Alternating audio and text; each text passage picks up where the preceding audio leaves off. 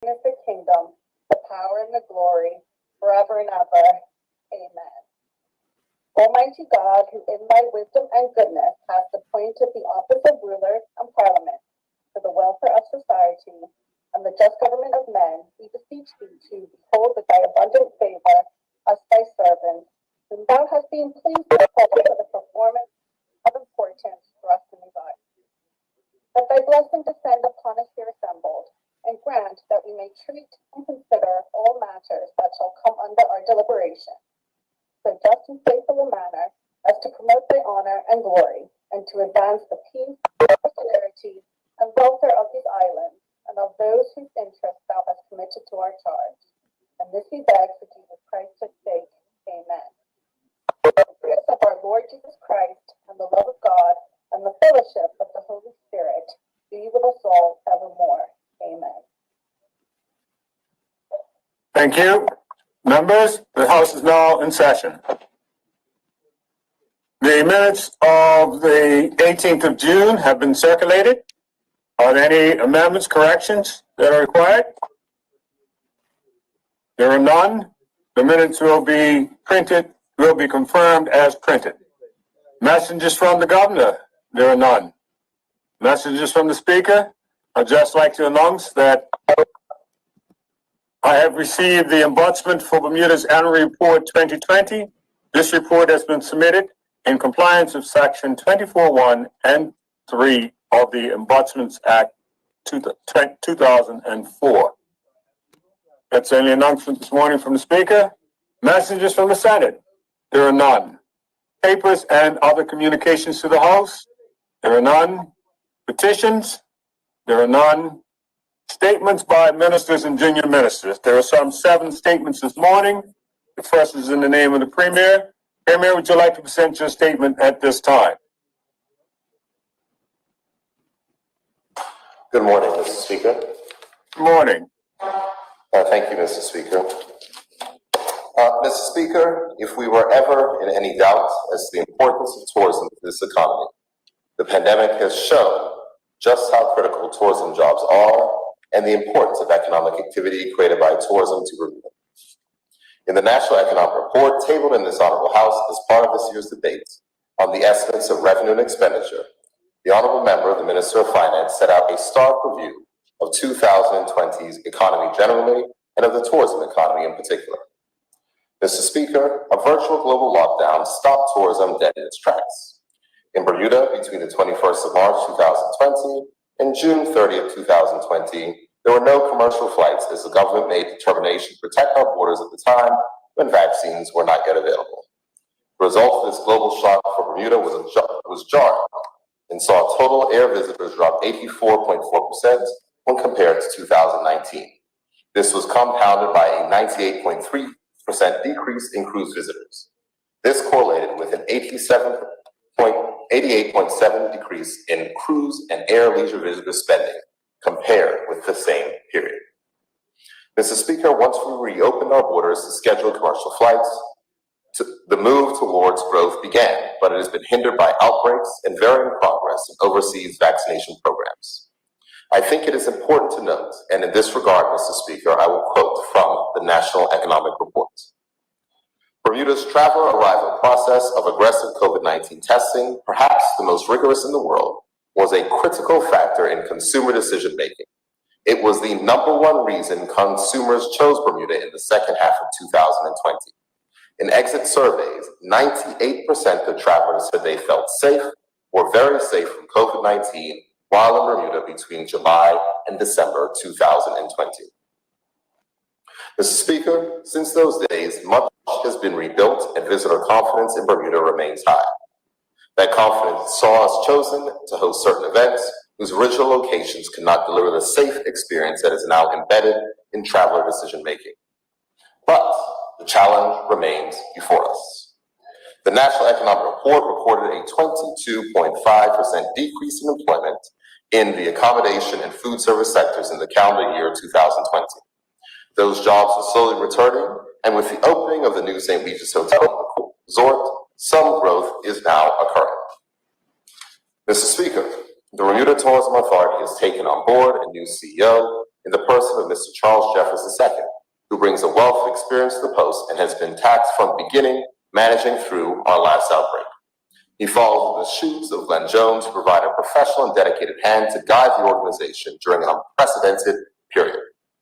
Both Mr. Jeffers and the authority's board, chaired by the Honorable Member for Constituency Number 14, are keenly aware of the opportunity presented by this period in global tourism.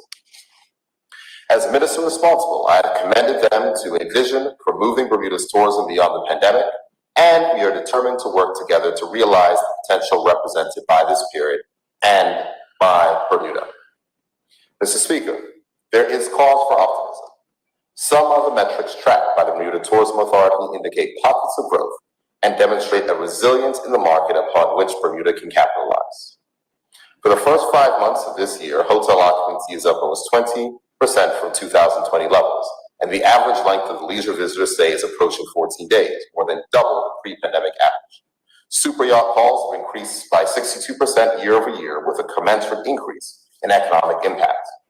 Mr. Speaker, our air capacity is also increasing, and the likelihood is that when compared to 2019, we'll realize a return of almost 50% of the capacity achieved in that year. Mr. Speaker, the reduced capacity in 2020, some 170,000 seats, has been steadily increasing for 2021, and I'm pleased to advise this Honorable House that 2021's current schedule indicates a seat capacity of over 300,000 to serve Bermuda. This is complemented by an increase in leisure air visitors year over year, and already has exceeded the level met last year, which saw the 13,617 leisure visitors, while as June 30th were over 15,000 leisure visitors. Mr. Speaker, honorable members would have seen the fruits of labor of the honorable member, the Minister of Transport, as the Viking cruise ship Orion sails in and out of Bermuda's ports throughout the week. With a rigorous testing protocol and a pool of vaccinated crew and passengers, this ship represents not only a welcome boost to local sectors that depend on such sailings, but signals a concept which can accrue to the benefit of Bermuda in the future. Other cruise lines have expressed interest in home porting from Bermuda, and in those discussions, the Minister has set out Bermuda's requirements, and I'm confident that we will see additional home porting in the future. Mr. Speaker, honorable members will recall that I had the opportunity to execute a memorandum of understanding with Florida's Fort Lauderdale and Broward County in March of this year. That MOU is a 2-year partnership to entice vessels leaving one destination to head to the other. This collaborative marketing agreement must be exploited to Bermuda's benefit and provides the ideal complement to the legislation passed in this Honorable House in July 2019 on the issue of super yachts. Mr. Speaker, we have 2 critical elements required to attract more super yachts, and my ask of the Bermuda Tourism Authority is we press the advantage that we have in this area to Bermuda's benefit. On to the issue of Bermuda Beach, Mr. Speaker. Mr. Speaker, I'm pleased to advise this Honorable House of that work that will soon start at the site known as the Bermuda Beach. Following the announcement of a tranche of $10 million supported by a sovereign guarantee, pledged to proceed with the necessary development at this property, due diligence has now been completed, the development loan approved, and work on the additional elements of the project will soon commence. Mr. Speaker, these works include additional rooms and a series of guest amenities, which, when completed, will make it suitable for paying guests, representing the newest addition to the tourism stock of guest accommodation. The plan is to complete construction by April 2022 to be opened shortly thereafter. Mr. Speaker, this is an exciting development as the site presents a boost to the local work community. It provides jobs in construction and also provides additional family-style choice for visitors to the island. Mr. Speaker, in regards to diversifying the product, all of the good work presenting Bermuda as a safe destination, the opening of the St. Regis and the new construction at Bermuda Beach must be accompanied by a diversified on-island product that promotes the lifestyle option that seals the deal with increasingly discerning travelers.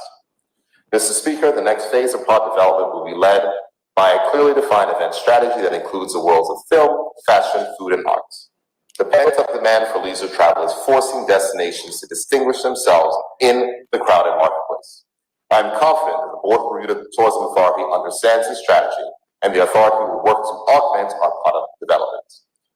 Finally, Bermudians in the industry. Mr. Speaker, there continues to be a place for Bermudians in the tourism industry. More than the hospitality aspect of the career, the growth slated to occur in the industry makes it ideal for Bermudians to enter and be able to meet their social responsibilities with salaries and wages to be earned. We must do more than appeal to some innate sense of politeness or desire to do well. Bermudians, and young Bermudians in particular, make sound value judgments and career choices and do so on the basis of how they will best sustain their families and themselves. That is what we must promote, that a tourism career will allow you to feed your family, pay your bills, educate your children, and meet your basic needs of accommodation and healthcare. Mr. Speaker, a core group of hotel owners meet regularly with Bermuda Tourism Authority and public service technical officers, and I'm pleased to advise the Honorable House that this very issue is a regular feature of their discussions and will shortly yield a working group dedicated to promoting promoting tourism careers to Bermudians. This is especially important with the redevelopment of the Fairmont Southampton pending and the positions that will need to be filled once that site is again operational. Mr. Speaker, on the heels of the Honorable Member, the Minister of Labor's public appeal for Bermudians to join the hospitality workforce, I take this opportunity to remind the public that the Department of Workforce Development provides funding to support Bermudian families who apply for the culinary arts programs at Bermuda College, as well as those persons who apply for overseas funding in culinary arts and hospitality programs in the U.S., United Kingdom, and Canada. In addition, the department provides internships and employment opportunities for Bermudians in partnership with the restaurant and hospitality sector. Mr. Speaker, in conclusion, the global tourism industry has not had an easy time this last 16 months. The local tourism industry, beset by challenges of static air arrivals, met a perfect storm of damaging factors with the advent of the pandemic. But emerging from this time is a unique once-in-a-generation opportunity that matches the counter-narrative of the same challenge presented by COVID-19. Mr. Speaker, there are choices to be made. COVID-19 has not just changed how we interact, but it has changed how we travel. It has challenged destinations to make themselves relevant to the time and given a lifeline to those places who may not have been persuaded as the need for this shift. I am confident in Bermuda's prospects. We have laid the groundwork for tourism beyond the pandemic and spurred on by tough decisions taken to keep Bermuda safe. The government is determined to lead in the making of those decisions needed to make Bermuda the destination of choice for tourism beyond the pandemic. Thank you, Mr. Speaker. Thank you, Premier. The next statement on the order this morning is in the name of the Deputy Premier. Deputy Premier, would you like to present your statement at this time? Yes, Mr. Speaker, and good morning to you. Good morning, and continue right ahead. Mr. Speaker, later today, I will table the bill entitled the Development and Planning Amendment Act 2021. The Amendment Act, which seeks to amend the Development and Planning Act 1974, 1, to increase the protections to the environment while streamlining the planning process. Let me repeat that sentence. 1, to increase the protections to the environment while 2, streaming the planning process. Mr. Speaker, I must reiterate the government's commitment to introduce sustainable planning legislation which will protect our delicate environment while streamlining the measures to stimulate our economy, particularly our construction industry. Mr. Speaker, our statistics underscore that our construction industry is doing quite well, and we understand the critical role of the Department of Planning in facilitating new investment and meeting the development needs of the island. As a result, we are committed to improving the efficiency of all the department's procedures. Mr. Speaker, the figures of the last 6 months of this year show that the number of permits have increased by 7% versus 2019 and by 44% versus 2020. A similar increase in inspections completed, 47% versus 2020, is also apparent. However, the most exciting news is that commencement inspections, which give an indication of new projects starting, and therefore the prospect of increased and sustained work for the construction industry have increased by 72%, well in excess of the increase in permits. This shows that projects which may have previously been on hold are now acted upon. Mr. Speaker, there are a number of initial steps that have already been implemented in order to achieve the improvements, such as engaging with key stakeholders from the construction industry to understand firsthand their range of concerns. Through this dialogue, the Department of Planning has been able to discuss proposed changes and obtain valuable feedback. Scheduling of quarterly planning clinics that allows the public to interact directly with the Department of Planning officers. Introducing delegated powers that provides the director to approve applications administratively. Sending alerts to anyone who registers on the planning website when new applications are gazetted. And implementing the EnerGov system that provides for electronic submissions, reviewing of applications and submissions of objections, thus eliminating the need for paper submissions. In addition, there are a range of other initiatives that are also being actively worked on. These include the Competent Persons Scheme, new procedures to allow minor revisions to be approved in the field during construction, revisions to the General Development Order to increase the scope of what is deemed as permitted development, and the introduction of new local development plans commencing with the soon-to-be announced draft Northeast Hamilton Plan 2021. However, we have achieved these measures while ensuring that we protect our precious environmental assets. This was reflected in the Bermuda Plan 2018. Mr. Speaker, these other initiatives aside, the amendment being tabled today focuses on three key areas: the protected conservation areas, special development orders, emergency development orders. Mr. Speaker, the amendment will also introduce a concept of protected conservation areas.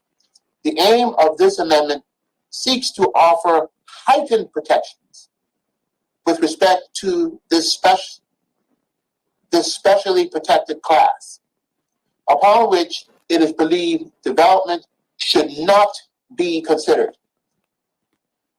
A list of areas falling within the protected class shall be referenced in the amended act.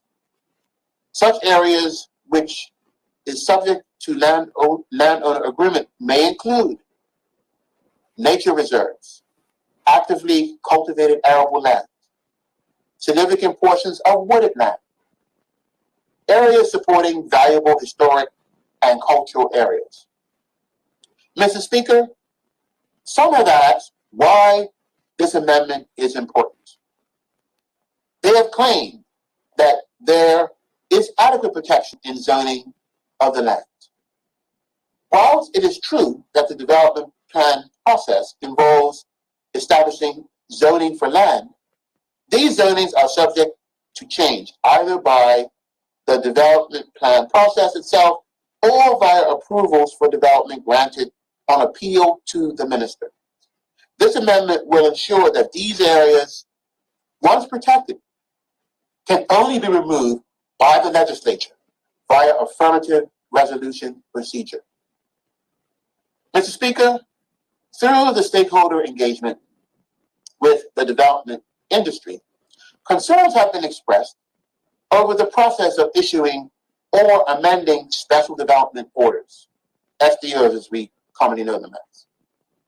Therefore, this amendment seeks to revise the current process to support greater efficiency while maintaining rigorous standards. Mr. Speaker, currently when SDOs are introduced or amended, the minister must wait until the House sits to table an SDO. This requirement can cause significant delay, which typically equates to economic ramifications that can undermine the viability of a development. An example that highlights this challenge is the introduction of the 2018 amendment to the Tucker's Point SDO. The passing of the amendment by the legislature determined whether interested buyers were successful in purchasing the lots of land. Given the scheduling of the House at the time, the tabling of the amendments were delayed by 3 months, thereby resulting in significant risk of losing potential buyers. Mr. Speaker, we have not sacrificed the due diligence process to ensure that development proposals are appropriately assessed in terms of social, environmental, and economic impact. In fact, Mr. Speaker, for the avoidance of any doubt, we have now legislated it. In keeping with the UK Convention on the Environment, adequate assessment and scrutiny must be performed before the SDO can be deemed acceptable and gazetted. Therefore, the various checks and balances are incorporated into the Act before the SDO is approved and gazetted. These checks and balances will include the requirement for development proposals to be accompanied by an environmental impact statement, EIS, which must be published for public review and comment.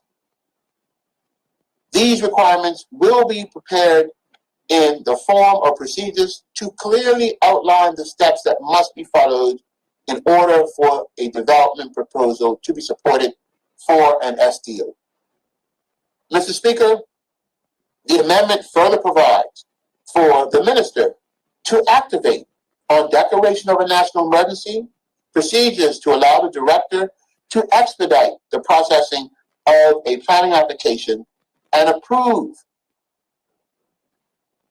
Mr. Speaker, application administratively to address a crisis situation, provided that any such decisions, while fast-tracked, must not contravene any legislative or policy directives such as building codes.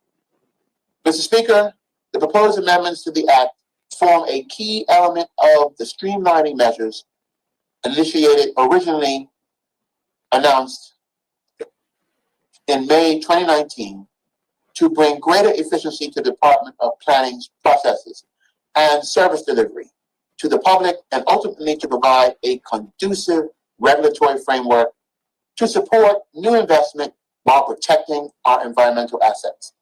Thank you very much, Mr. Speaker. Thank you. Thank you, Deputy Premier. The next statement this morning is in the name of the Minister of Finance. Minister, so I'd like to present your statement at this point. Please, as you, Mr. Speaker. Go right ahead, Minister. Speaker, I rise today to advise honorable members of the tabling today of the Public Treasury Administration and Payments Amendment and Validation Act 2021. The amendments provide the government with the legislative mechanism to set off funds owed arising from benefit payments against future payments to be made to individuals. The Act will also validate certain matters related to unemployment benefit payments affected during the COVID-19 global pandemic. Mr. Speaker, the COVID-19 pandemic has highlighted just how vulnerable and fragile our world is. The infection has challenged the way we socialize, put the lives of the citizens of every country in great peril, while also creating significant financial and economic challenges. In approximately 18 months, the World Health Organization estimated that the COVID-19 pandemic had infected somewhere around 182 million individuals and killed almost 4 million people. The total cost to countries and their people have reached unprecedented levels. It is arguably the worst pandemic in history, especially from a health, financial, and socio-economic standpoint. Mr. Speaker, it is quite clear that we all have been affected by the current COVID-19 pandemic. However, the impact of the pandemic and its consequences have been felt differently, depending on each person's personal circumstances. For some people, in addition to dealing with actual or potential health challenges, they've had to struggle to even take care of their basic needs due to no or significantly reduced income. Mr. Speaker, in most developed nations, they typically have some form of an unemployment insurance that helps to support workers who become unemployed and meet certain criteria. Normally, these unemployment insurance programs are funded by either employee-employer contributions or some form of a tax. However, Mr. Speaker, Bermuda has never had such a program. Mr. Speaker, when the need arose to protect the health and lives of Bermuda residents by shutting our borders and limiting people's movements throughout the country, this resulted in a large number of vulnerable persons who desperately needed financial help. These persons suddenly found themselves out of work or unable to determine how they would be able to pay their rent and feed themselves and their families. Mr. Speaker, this was an unprecedented and very serious situation, which understandably generated high levels of anxiety within our community. The government immediately realized that we must ensure that the most vulnerable were assisted and that time was of the essence. Therefore, in short order, we designed a temporary program that became known as the Unemployment Benefit, or UEB, the UEB scheme. The Unemployment Benefit Scheme provided financial assistance to persons that were laid off, terminated, or had their income significantly reduced as a result of restrictions imposed to address the COVID-19 pandemic. Such persons were paid up to a maximum of $500 per week. Mr. Speaker, the demand for the UEB was overwhelming and substantial. Over 10,000 people applied to receive support for their financial predicament on an expedited and emergency basis. Because of the critical nature of ensuring that funding was provided to these vulnerable persons on a timely basis, there were instances in which there was insufficient time for UEB applications to be completed within the full review and approval process prior to making payments in accordance with the UEB regulations. Thus, there were occasions where payments were expeditiously made without prior approval by the Director of the Department of Workforce Development and by the Permanent Secretary of Labor. There is therefore a need to validate any such payment made under any of the UEB regulations to an eligible person without prior approval as required by the relevant UEB regulations. Mr. Speaker, there were also limited instances due to extenuating circumstances where a regulation was not appropriately extended or replaced on a timely basis. Thus, a few payments were made before the new or amended regulations were brought into force. Mr. Speaker, I must, however, make it clear that while there were some processes that were not properly followed due to the unprecedented and life-altering challenges we were facing, there were other processes that were developed and implemented to ensure that there were still checks and balances and an effective audit trail. Thus, there was adequate information on the payees and the appropriate linkages to the accounts where payments were made to allow for appropriate review. It is important to also note that once the vast number of applications was processed to a manageable level, further checks and adjustments were carried out. Mr. Speaker, to limit the financial impact to those in need during this trying time, during the initial phase of UEB, persons continued to be paid until they advised that they had returned to work. Unfortunately, this led to some overpayments as persons did not always provide the required notification accurately or on a timely basis. Some of these funds have subsequently been recovered. It is the government's intention to pursue in a methodical and fair manner the recovery of all outstanding overpaid amounts directly from respective recipients. Mr. Speaker, under the current provisions, the government's only legal recourse is through the courts. The amendments to the Public Treasury Administration and Payments Act will allow provisions relating to set-off, the netting of funds payment payable to a recipient by the government against what the recipient owed to the government, to be extended to benefits payments. Mr. Speaker, this set-off mechanism in place will allow for more efficient recovery of funds. Once the provision is in place, the government will be reaching out to individuals to recover funds that have not yet been returned. Mr. Speaker, the overpayments and the need to validate certain actions made on the face of the matter seem somewhat alarming.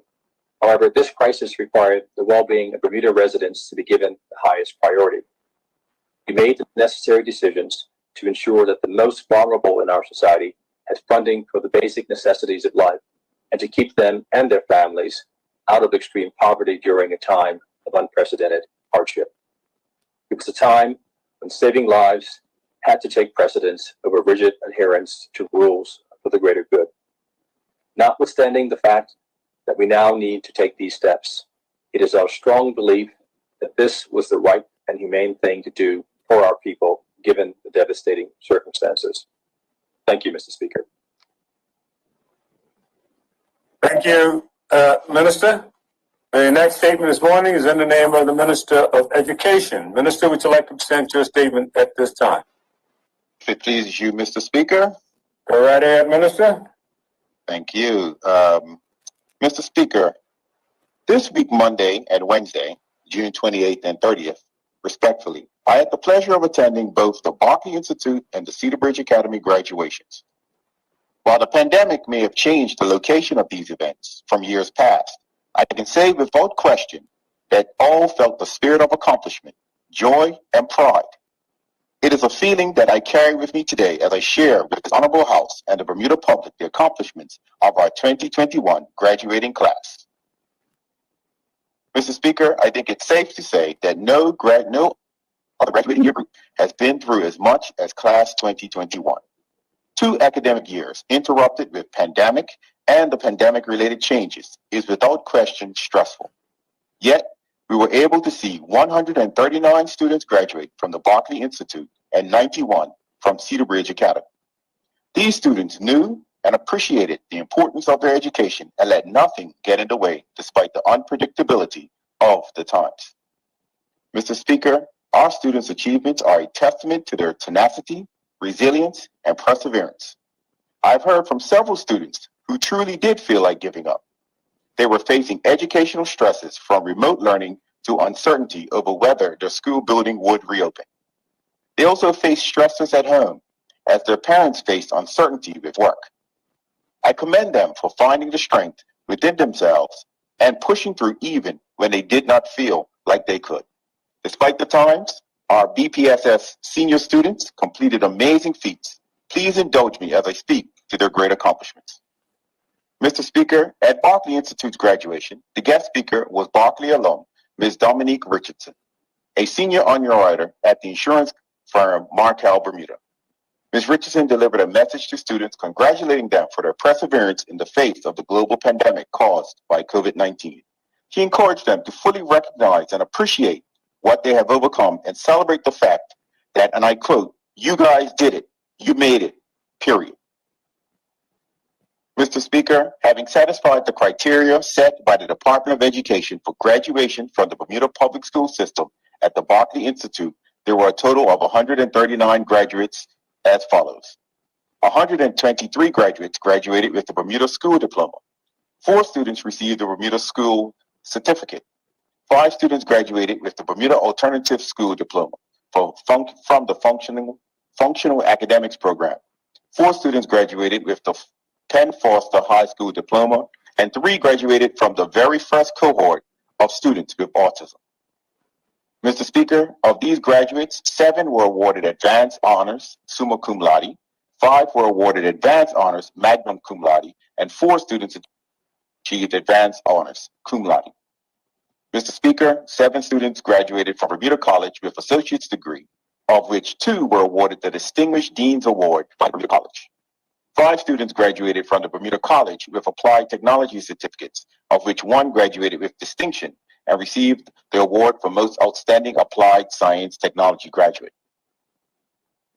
3 students graduated with their nursing assistant certification, and 7 others are set to complete their various certifications by August 2021.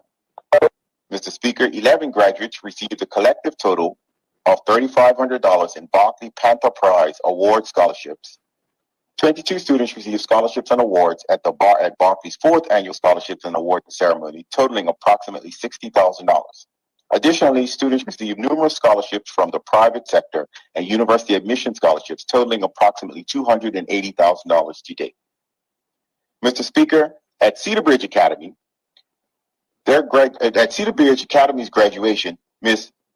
Tosley Williams, a graduate from the Cedar Bridge class of 2011, was the guest speaker. Ms. Williams delivered a powerful and passionate call to graduates, encouraging them to dare to be different. She also pointed out to the graduates that their ending does not have to be the same as their beginning. If they put in the hard work, they will achieve their goals. She closed her remarks by reminding graduates to always work hard, be resilient, and positive thinkers. Mr. Speaker, having satisfied the criteria set out by the Department of Education for graduation from the Bermuda Public School System at Cedar Bridge Academy, there were a total of 91 graduates. 79 graduated with the Bermuda School Diploma. 9 graduated with the Bermuda Alternative School Diploma from the Functional Academics Program. 2 students graduated with a Bermuda Foundational Skills Certificate. 1 student graduated from the Penn Foster High School Diploma. 3 students graduated with honors, distinction, and 5 students graduated with honors. Mr. Speaker, 1 student graduated from the Bermuda College with an associate's degree. 3 graduated from the Bermuda College with a certificate in applied technology. 2 students graduated with a nursing assistant certificate from Bermuda College. Most graduates will be entering and attending the Bermuda College in the fall, and others will be attending overseas colleges and universities. Mr. Speaker, graduates at Cedar Bridge Academy earned scholarships and awards in approximately the amount of $37,000 in addition to internships and apprenticeships. At this time, I would like to thank our community partners who have continued to support us despite the financial challenges they have faced during this pandemic. 20 students were recognized for earning the NCCER Core Certificate in the area of technical education. Mr. Speaker, we know through research evidence and anecdotal stories, no student reaches this milestone alone. The ministry and Department of Education staff, school boards, principals, teachers, support staff, parents and guardians, student volunteers, and the community partners all helped our students reach this milestone. Whether it be knowledge, encouraging words, donations, time, or motivating incentives, our public school students have a village around them. I want to thank the village that has supported the graduating classes of 2021, and their achievements are your achievements as well. Mr. Speaker, the Ministry of Education has embarked on the most ambitious but also necessary journey of education reform. We know that as times have changed, we must how we educate our children. They must be prepared for the jobs of the future. It is for their future that we work so hard. By preparing our students for the future world of work, the government's vision for the Bermuda Public School System to see all students educated to lead personally and professionally, compete locally, and contribute globally will be realized. This vision guides our decisions and forward progress that we may ensure the graduating classes to come are even more successful than the last. Mr. Speaker, this government is dedicated to ensuring the success of every child in Bermuda, for we know that their success equals success of our island. Thank you, Mr. Speaker. Thank you, Minister. Minister, I believe you have a second statement. Would you like to present that now? And I'm sure this one pleases you as well. All right, ahead, Minister. Mr. Speaker, this morning I rise to share with my honorable colleagues and the community at large the summer professional learning activities that the Department of Education has planned for educators during the months of July and August. Mr. Speaker, an excerpt from a report on professional learning released by the OECD, the Organization for Economic Cooperation and Development, states that effective teaching is at the heart of a successful education system, and there is a growing recognition that supporting teachers' professional learning from the beginning to the end of their career is critical to improve student outcomes. Teachers' professional learning enables them to develop the knowledge, skills, and practices necessary to be effective educators, support their peers, contribute to the collective improvement of the profession, and gain the trust, status, and self-efficiency to carry out their work with a high degree of professionalism. Mr. Speaker, teacher quality is at the core of student learning, and it is supported by research that consistently highlights that the quality of teaching is a key determinant of the variation in student achievement. Research also affirms that engaging teachers in high quality professional learning is the most successful way to improve teacher effectiveness and, by extension, improve student outcomes. Mr. Speaker, this summer, like many teachers around the world, Our teachers and educators in the Bermuda public school system will take time during their summer vacation to participate in a variety of professional learning activities of their choosing, and in an effort to deepen their learning and expand their skills. The Department of Education will be funding targeted professional learning activities for teachers who are focused in 3 areas of 21st century learning. 1, the creative curriculum. 2, project-based learning. And 3, blended learning. Mr. Speaker, some of our P1 teachers have expressed an interest in piloting the creative curriculum for kindergarten. These teachers will have access to independent learning around the teaching and the whole child within their zone of learning and development. They will be learning more about using a personalized learning approach for students that integrate content and developmental domains around project-based learning, and this is aligned with our vision for learning for students. The P1 teachers who participate in this summer professional learning activity will delve into the foundational areas such as social, emotional, and physical development. They will learn to meet students where they are in language, literacy, mathematics, and science, and be exposed to the balancing intentional teaching with student-led learning. The concept of social science and the arts as integrated in all areas of project-based learning will be introduced.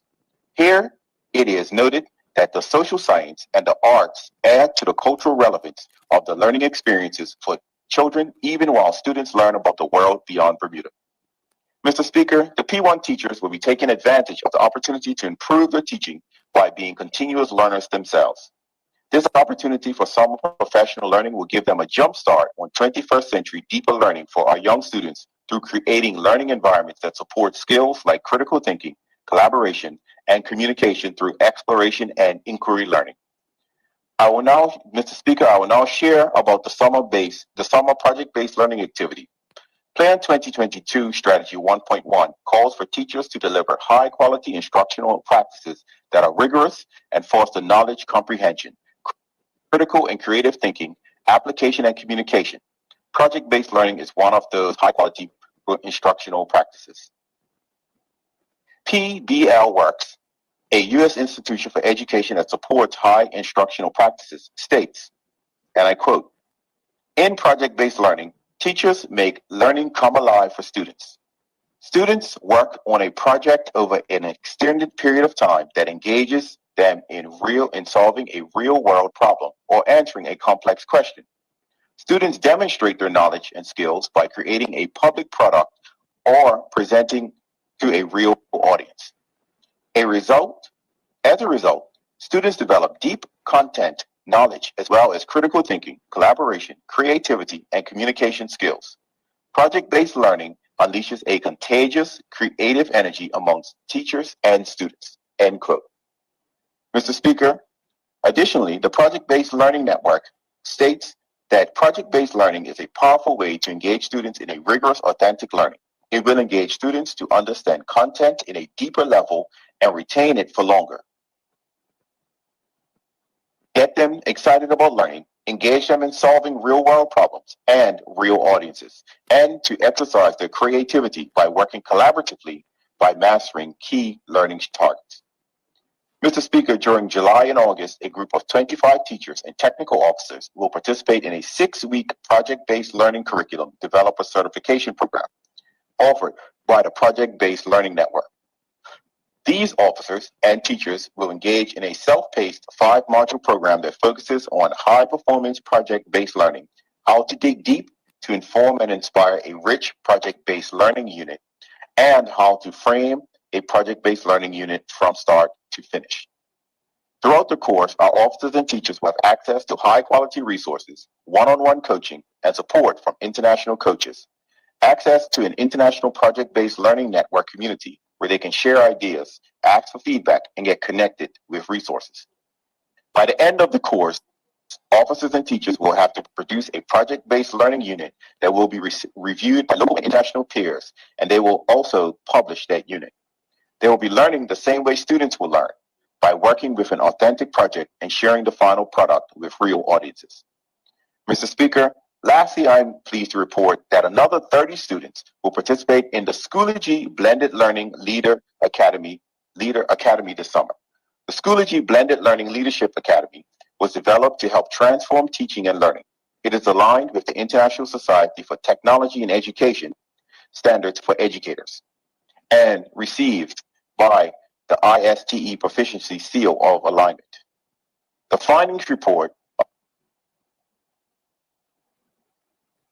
the ISTE Seal of Alignment learning professional development research-based strategy and operation to enable educators to master and apply new learning in their educational context.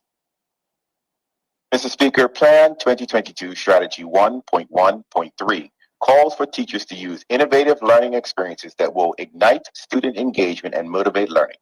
Blended learning will create this type of learning experience for our students as it is a combination of face-to-face and online learning. The face-to-face time happens in the classroom where students have direct access to the teacher. The online learning can be done at a school or at home. There are also the independent study time, which all can be combined differently. In-person learning happens during school hours, but the online learning could be a video to watch for homework or a lesson prepared by the teacher. Use of online resources at a school and some type of digital curriculum, or assignments and discussions carried out in a learning management system. The learning management system for the Bermuda Public School System is Schoology. Mr. Speaker, in a blended learning setting, students shift away from the traditional classroom and begin to focus on where and how technology can enhance learning. A project might be a multimedia presentation where students have to research and incorporate multiple sources. It may also include using social media to add to their background knowledge. With blended learning, the imagination is the only major limit to learning within the classroom. Mr. Speaker, the Schoology Blended Learning Academy includes 9 sessions. Teachers will be introduced to the concept of blended learning. They will learn about how to communicate in a blended learning environment and how to facilitate a powerful community of learners online. There will also be sessions on asynchronous learning and collaboration and how to drive instruction with digital assessments. They will experience what blended learning looks like in action and plan for flipped instruction and design transformative lessons. Mr. Speaker, all of these professional learning activities which I have shared will equip our students with 21st century knowledge and skills, and also empower and equip them to provide the best learning experience for students. In closing, let me say that education reform continues during the summer months as these groups of teachers sharpen their saw in preparation for the 21st century learning and teaching. Thank you, Mr. Speaker. Thank you, Minister. The next statement this morning is in the name of the Minister of Labor. Mr. Hayward, I would like to present your statement now. Good morning, Mr. Speaker. Good morning. Mr. Speaker, I wish to inform this Honorable House of the government's plan for immigration reform, which seeks to modernize the country's immigration laws and supporting policies and create operational efficiencies through process improvement. Immigration reform initiatives consist of the following strategic priorities. Number 1, achieve a simplified, fair, and modern immigration legislative framework. Number 2, leverage technology to improve operations, which will lead to greater levels of efficiency, process consistency, and sustainability. Number 3, strengthen enforcement of laws and policies. And number 4, support economic growth and the expansion of jobs in Bermuda. Mr. Speaker, it is envisioned that these strategic priorities will provide the required restructuring to rebuild and strengthen our immigration system. The new system is also intended to allow this government to provide the necessary protections and opportunities for current and future residents of Bermuda. Mr. Speaker, the goal of the immigration reform is to ensure that the big picture is one that all of Bermuda benefits.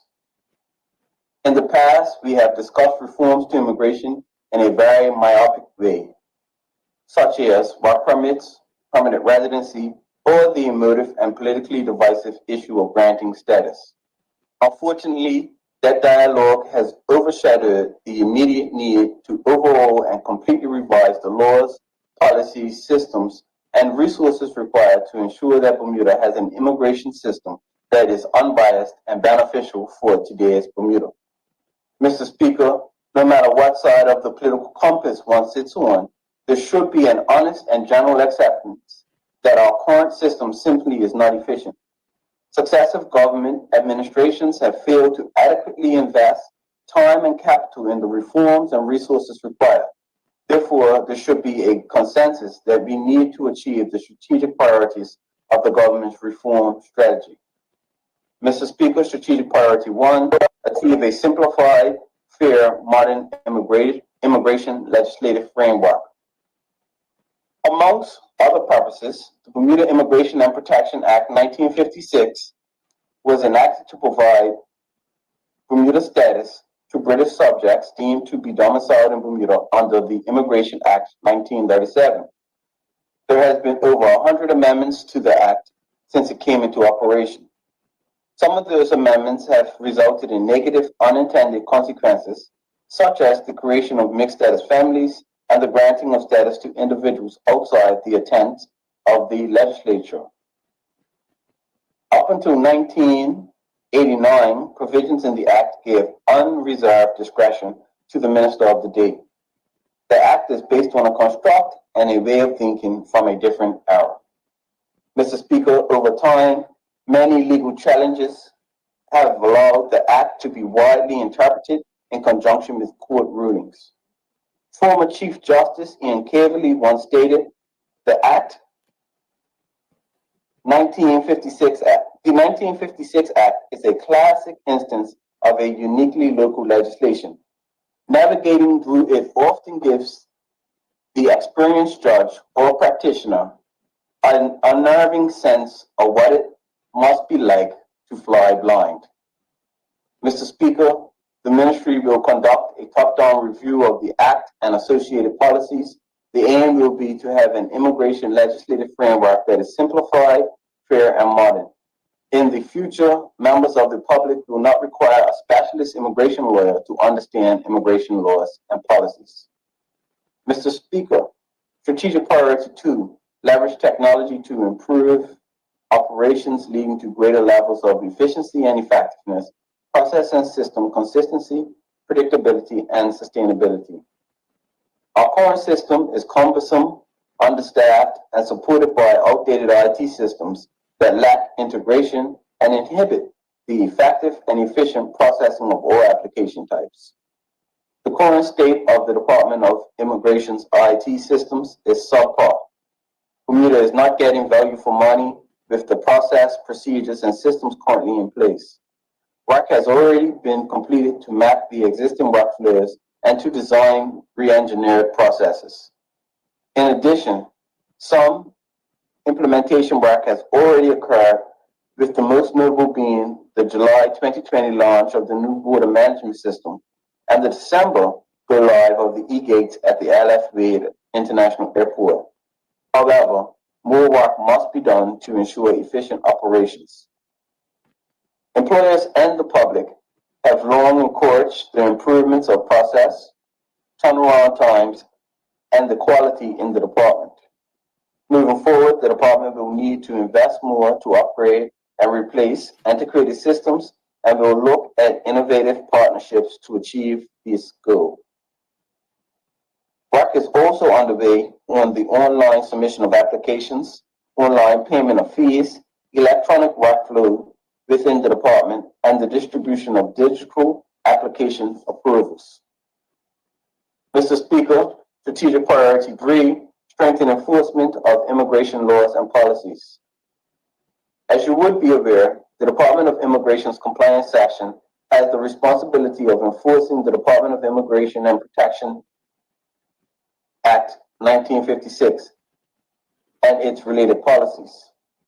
These duties include, but are not limited to, compliance checks of businesses, investigations of potential breaches of laws and policies, deportation, and managing the border management system.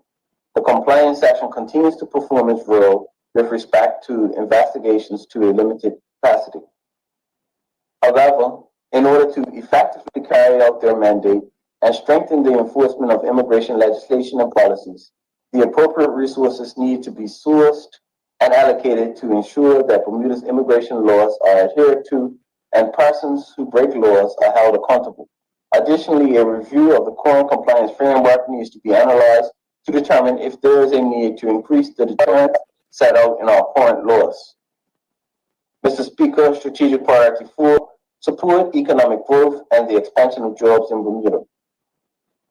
It should be noted that immigration has been used globally as a lever to develop societies by welcoming in the right people at the right time. In order to combat the realities of a declining and aging population, we must achieve positive net immigration. That is, we need less immigrants or people leaving the country and more immigration or people returning to and entering the country to reside.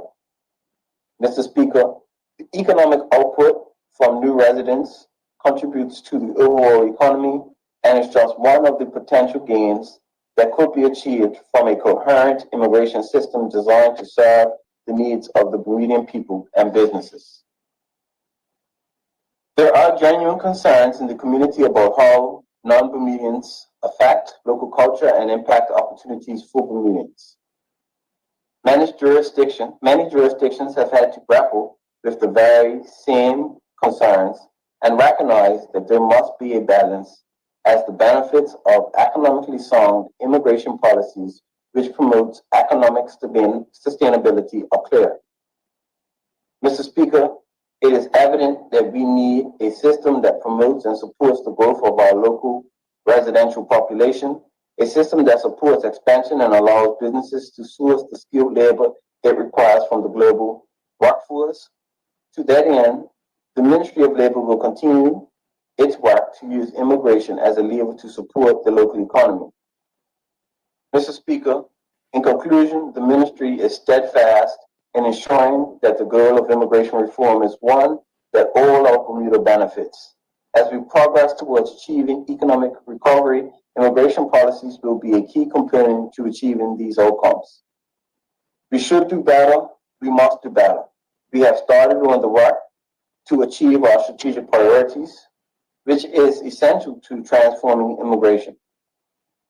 It is not simply one thing that must be done, but it is a combination of many coordinated actions that are required to fix a complex system and process.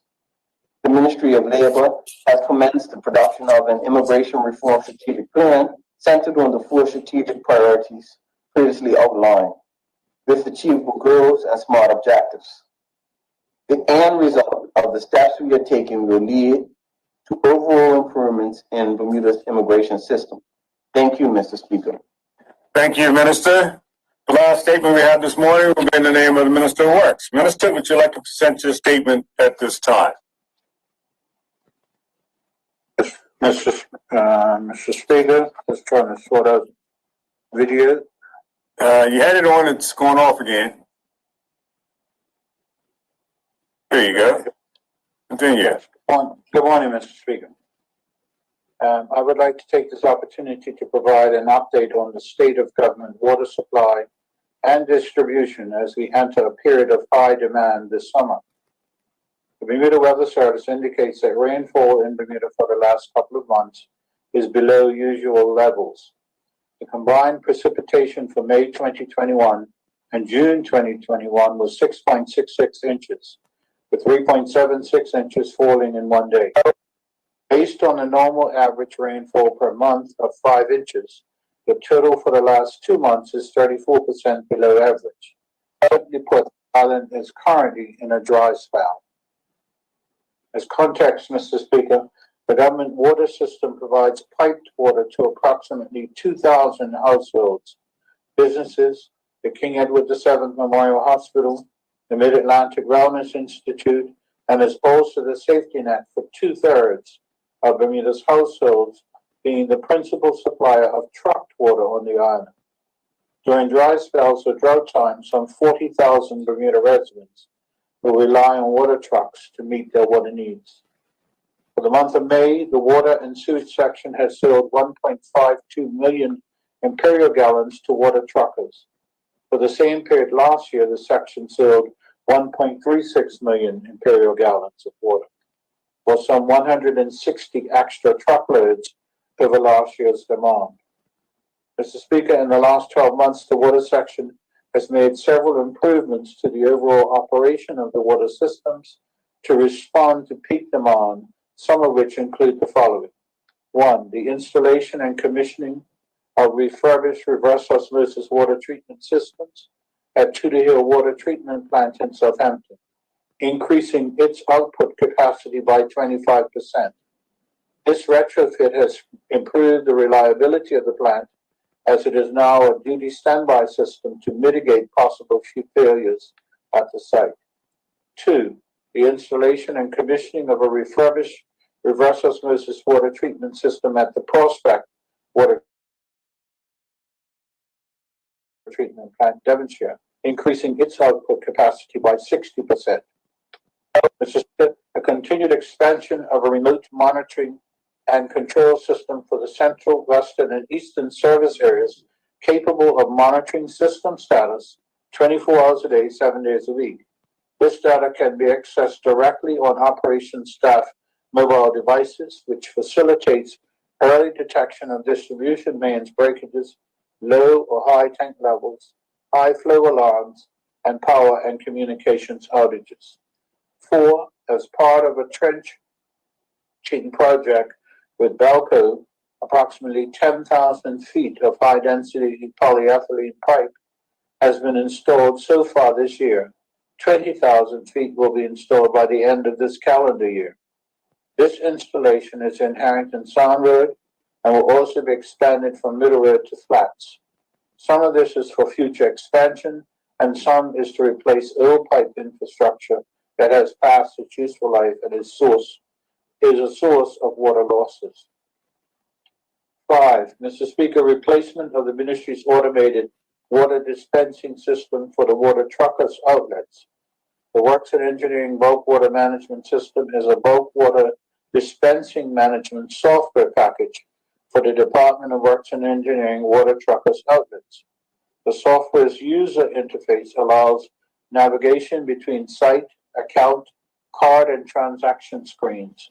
The software provides simultaneous multi-user access, security features, and a centralized card database for multiple sites. The application is cloud-based, browser-enabled, and can allow trucking companies to reconcile their transactions with their invoicing easily if they wish. Mr. Speaker, the Times-based seawater reverse osmosis plant is the primary source of government water supply for the central parishes. It is presently operating at almost maximum capacity. The central distribution system's water supply is also being supplemented by water production at the Fort Prospect Water Treatment Plant. The other previous central area production facility at Devon Springs Road is no longer operational due to obsolete existing control systems, equipment, and structural issues with the building. For the western parishes, Mr. Speaker, the Tudor Hill reverse osmosis facility is back up to 2 water treatment units, but still down from its original 4 production unit capacity. There is a plan to increase production via the installation of seawater plants in that location.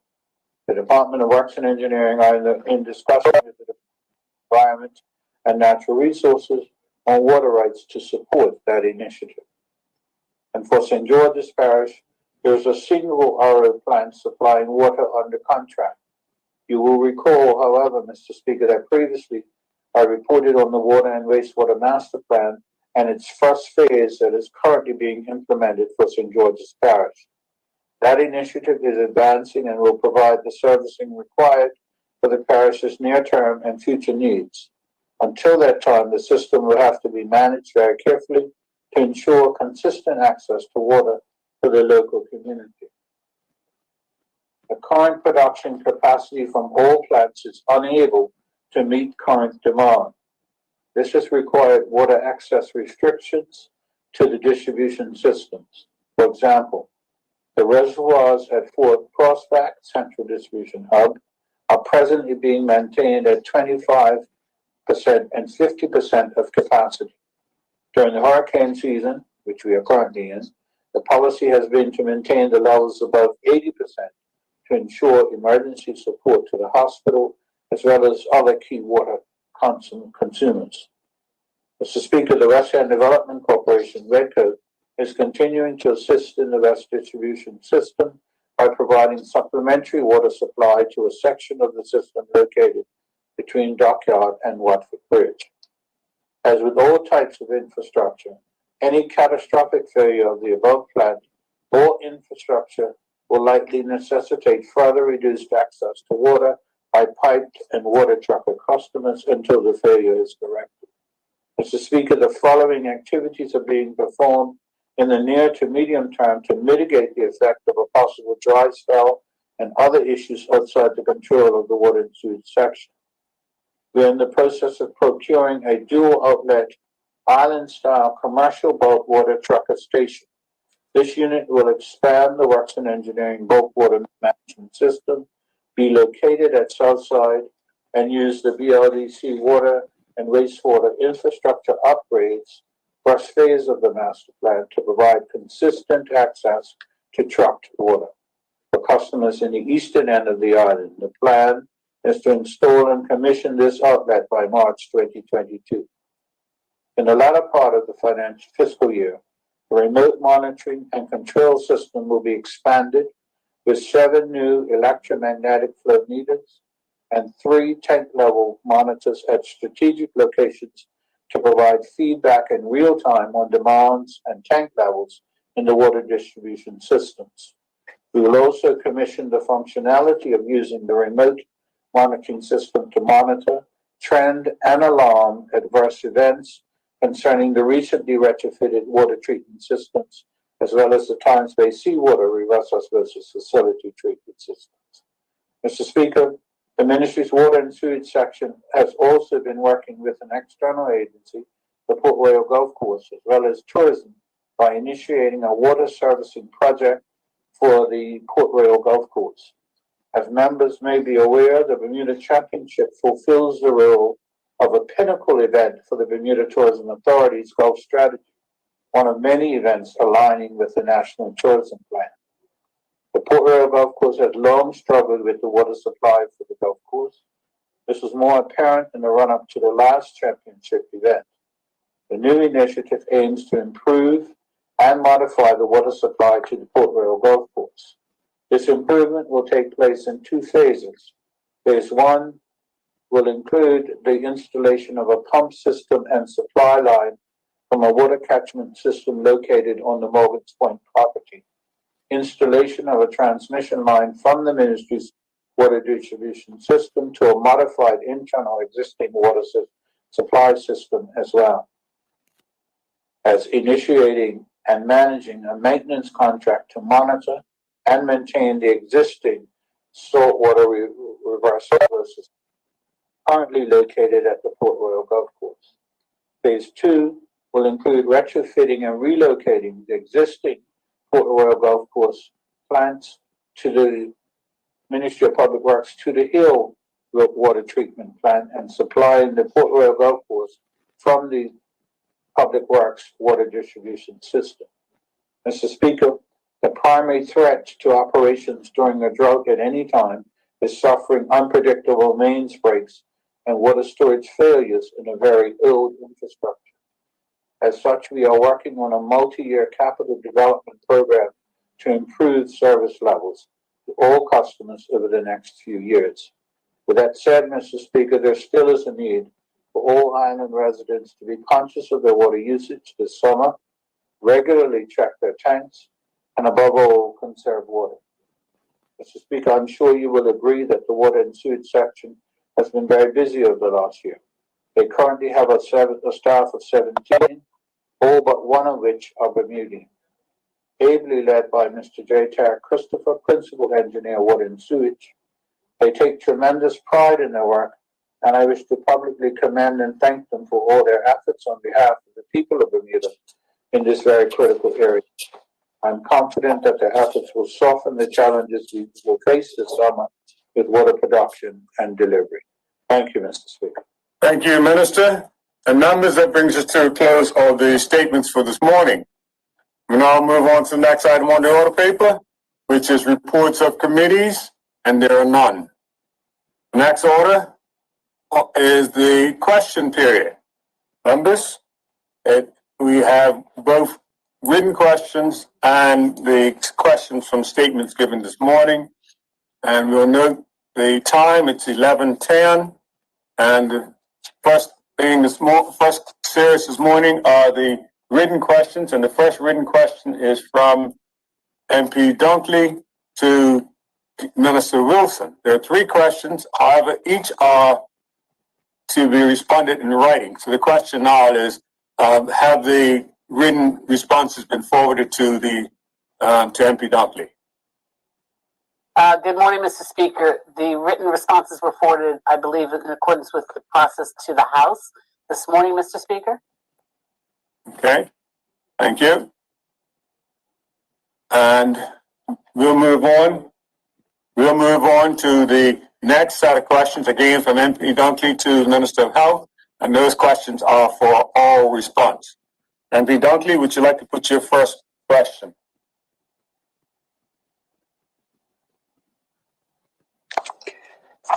Yes, good morning, Mr. Speaker, and good morning to colleagues. Morning.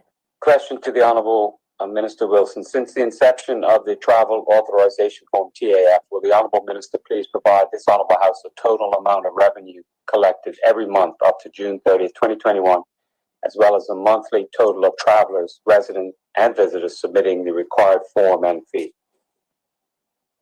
Thank you. Minister?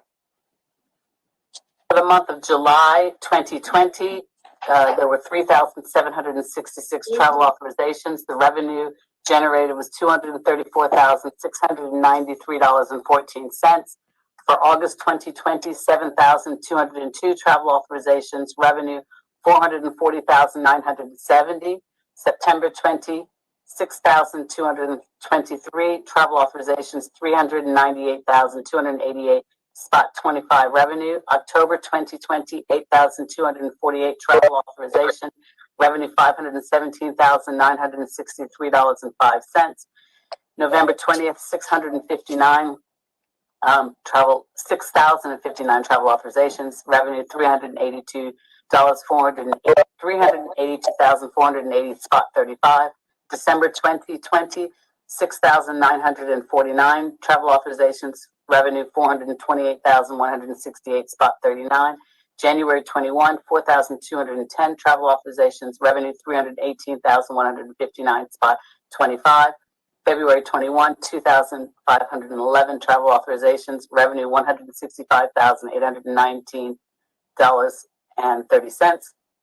March 21, 4,731 travel authorizations, revenue $298,060.75. April 21, 5,192 travel authorizations, $330,919.85 in revenue. May 21, 10,960 travel authorizations, revenue $715,042.75. And June 21st, travel authorizations 17,282, revenue $1,196,922.15. Total travel authorizations 83,333, revenue 487,000.23. Thank you, Minister. Are there supplementaries? Can the Honourable Minister repeat the total revenue, because she started out at 5,000. I think it was meant to be 5 million. The last figure. Mr. Speaker, $5,427,487,000.23. Yep. Do you have supplementary? Okay, thank you for that, Mr. Speaker. No supplementaries on that question. Okay, would you like to put your second question? I think it might be up top. Hold on. Is someone indicating they have a supplementary? Yes.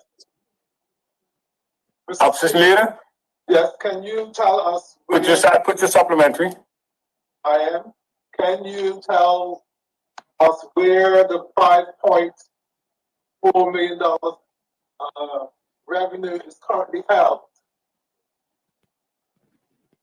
Your volume was a little low, so I'm just going to assist. Are you asking where is the funds, the revenue that was raised, where is it held? That's correct. Mr. Speaker, those funds would go deposited into the consolidated fund. Thank you. Supplementary? Yes. Second supplementary. Have we actually recovered the total amount of $5.4 million? My understanding is that's correct, that the $75 travel authorization is due and payable on completion of the travel authorization. Thank you. Those are your two supplementaries, opposition leader. Does any other member have a supplementary? Yes, Mr. Speaker, I do have one supplementary. Okay, put your supplementary. To the Honorable Minister, does the government track the number of travel authorization forms that are submitted in error and not approved? Minister? I don't have that information. I believe they do, but I can't be confirmed. I don't have that in front of me, but I can report that back to the honorable member. I believe it is tracked, but I would have to confirm that. Second supplementary in that regard. I appreciate the minister endeavor. Yeah. Second supplementary, Mr. Speaker. Have there been any Bermudians who have been stopped at the border because they didn't submit a travel authorization form?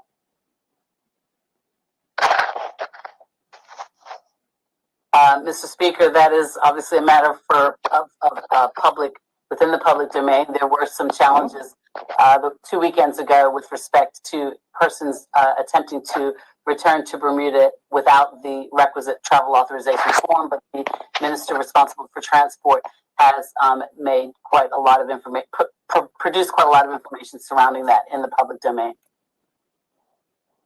Thank you. Any further supplementaries? Supplementary, Mr. Speaker.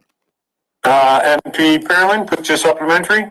Thank you. Learned and Honorable Minister, the $5.4 million figure, would that include the $75 fee for the forms, or would that include also any fines that might have been levied in the event that people were traveling without forms? That fee represents the amount of revenue generated from the travel authorizations. Second supplementary. To understand that, any penalties that were applied would be in a separate number and not contained in that number. Correct? Correct. However, of note is that there have been no penalties applied with respect to persons who have not indicated or, supplied their travel authorization. Thank you, Honorable Minister. Thank you. Does any other person have a supplementary for this question? Any other member? There are none? MP Dunkley, would you like to put your second question? Thank you, Mr. Speaker. Will the Honorable Minister please provide details of any and all fees paid out monthly to any vendors or consultants as part of any contracts or agreements in connection with the TAF, or any work associated as such from the inception of the TAF until June 30th, 2021? Mr. Speaker, for June 20th, invoice number 1730. The total was $49,913.58. August 20th, invoice number 1754 for a total of $59,352.30. September 20th, invoice number 1757, total $53,063.20. Invoice 1764 for October 20th, $82,480.80. November 20th, invoice 1765, $53,759.55. December 20th, invoice 1781, $56,539.41. January 21, invoice number 1789, total $51,949.95.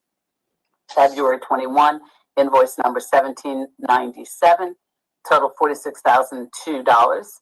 Invoice 1789 for March 21st, total $43,568.90. And April 21, invoice 1806, $53,610.60, representing a total of $550,240.29.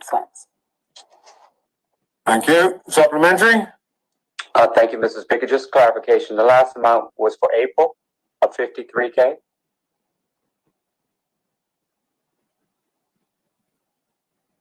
Yes, the last amount was April 21st, 1806, invoice $53,610.60. The other months are being reconciled, Mr. Speaker. Thank you. Supplementary? Yes, supplementary question, Mr. Speaker. Yes. Those monthly amounts, who are they to, and what are they in connection with?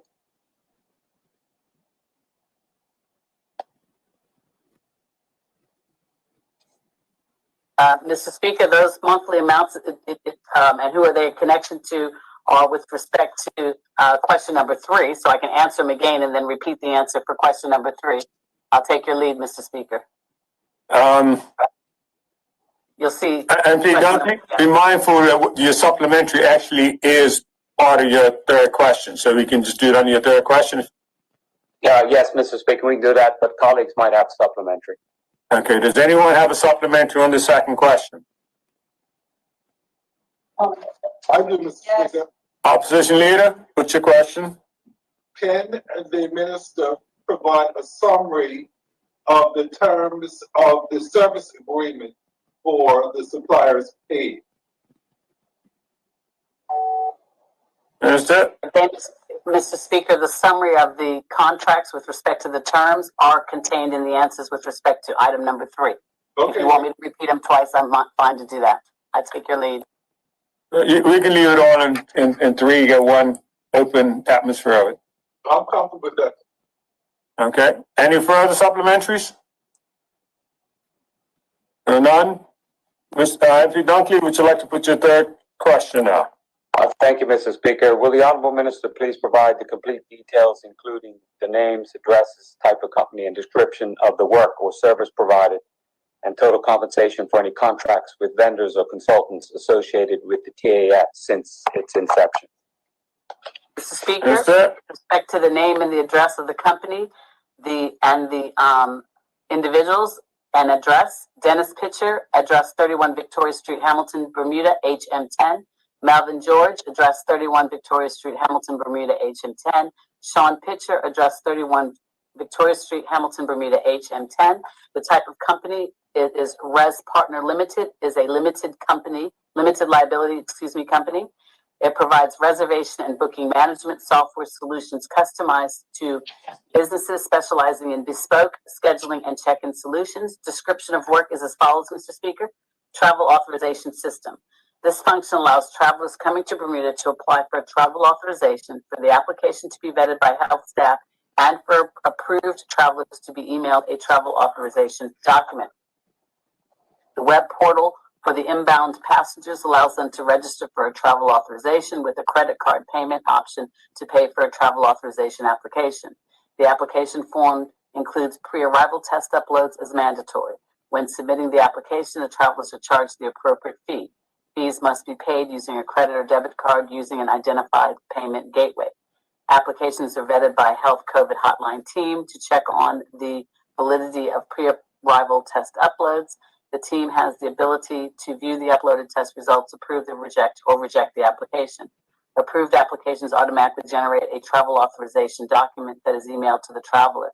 There's a Mariner and a crew portal customized to their needs. When a traveler arrives in Bermuda, health staff have the ability to bring up their travel authorization record, book an arrival test for the traveler, and check in the traveler for the test. The check-in process would flag the arrival test to start. A report is available to the team showing all changes applied to travelers based on their travel authorization number.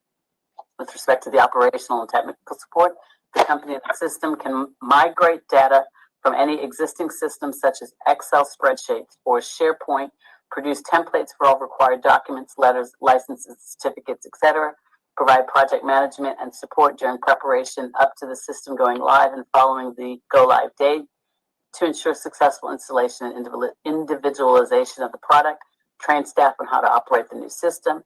The system must be fully hosted and managed by the supplier. The government should not have to purchase any additional servers.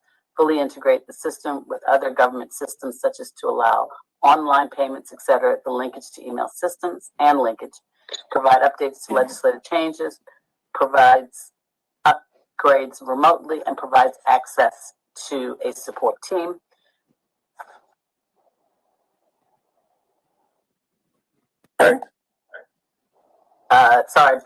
Mr. Speaker, and the total compensation with respect to Res Partners Limited is $550,240.29. Thank you. Are there any supplementaries. Yes, supplementary, Mr. Speaker. It's a supplementary. How long is the current contract with Res Partner Limited?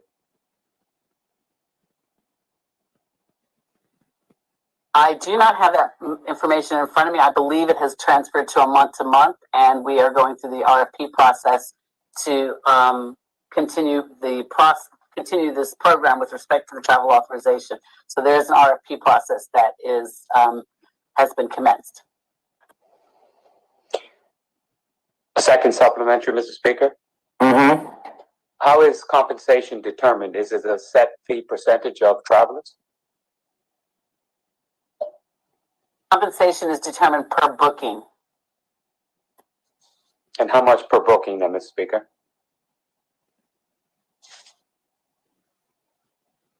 I will have to get that information and revert back, Mr. Speaker. Thank you. Appreciate it, Minister. Does any other member have supplementaries? No, I have one supplementary, Mr. Speaker. Continue, MP Jackson.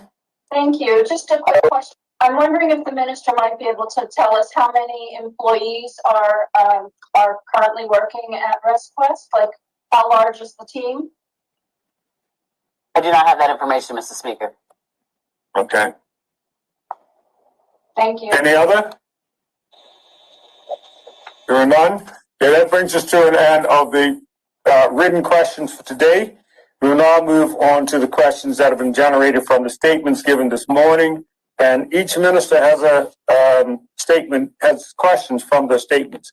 We'll begin with the Premier.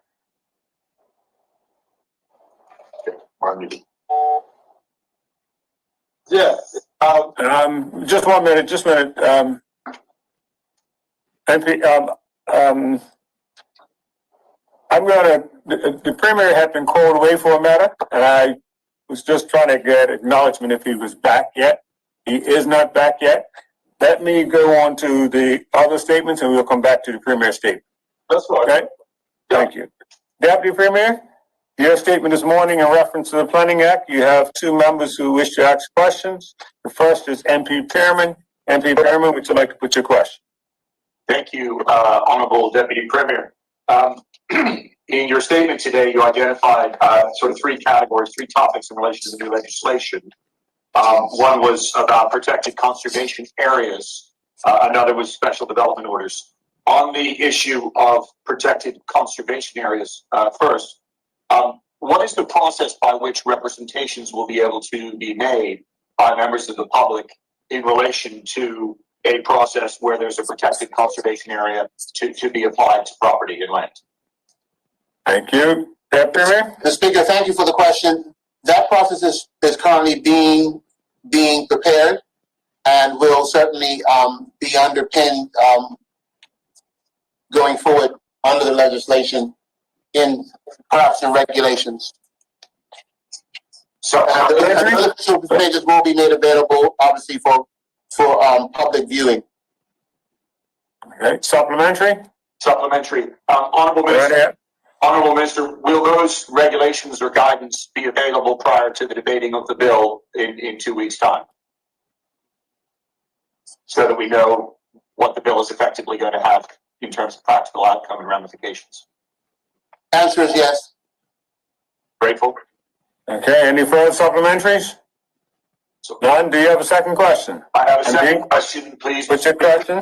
Thank you, Honorable Minister. On the other issue, the SDOs, the suggestion is that this process will be expedited.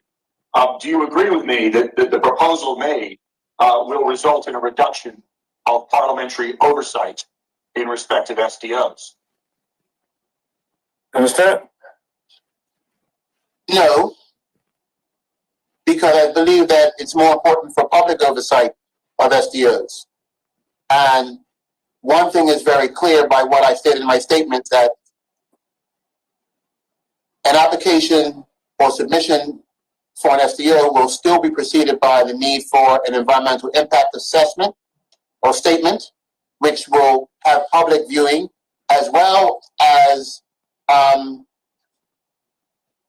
other requirements. Well, obviously, and there will be the period for public comment and scrutiny of that application prior to it being approved. So there may be some reduction of the parliamentary involvement, but the ultimate critic or review will be with the general public, of which any minister would be, in my view, foolish to not take full recognition of. Supplementary? Supplementary. Thank you, Mr. Yes. Speaker. Honorable Deputy Premier, are you aware of any specific SDOs that are coming down the pipeline, which would fall into this new category of approach? I can say honestly that no one has submitted any official request for SDO to my ministry at this time. Supplementary. Seconds up, go ahead. Honorable Minister, has anyone submitted any unofficial requests to your ministry at this time, given your No. Thank you.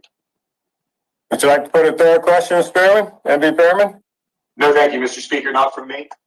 Thank you. Mr. Speaker, I have a supplementary. Supplementary, okay. Yes, so when it comes to, let's say, a special development order, what is going to be the public recourse in the event that the minister in charge and the appeal process, I mean, what's the recourse for an objector? Where can they escalate to if there's no parliamentary debate?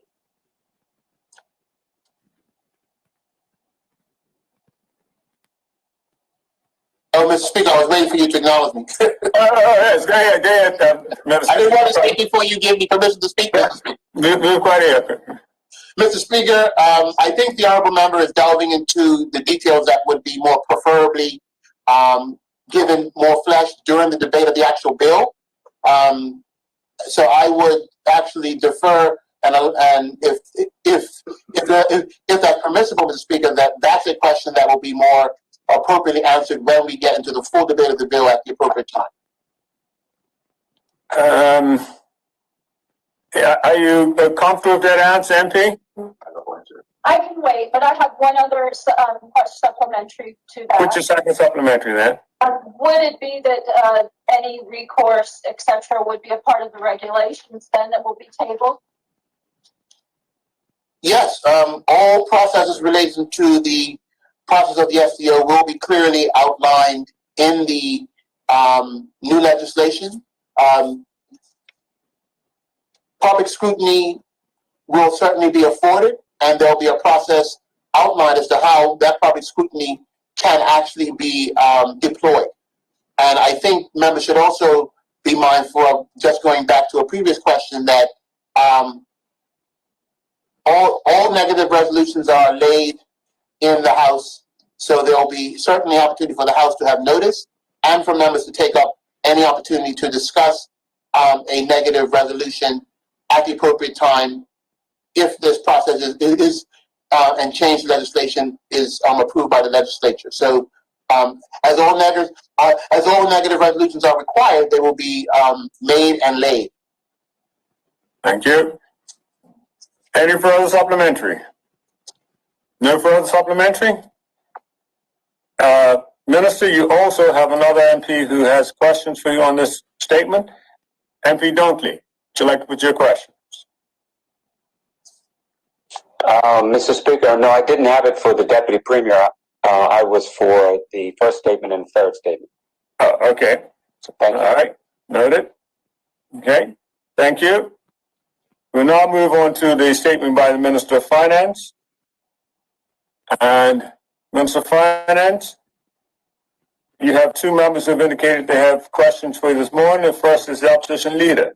Opposition Leader, would you like to put your question this morning? Thank you, Mr. Speaker.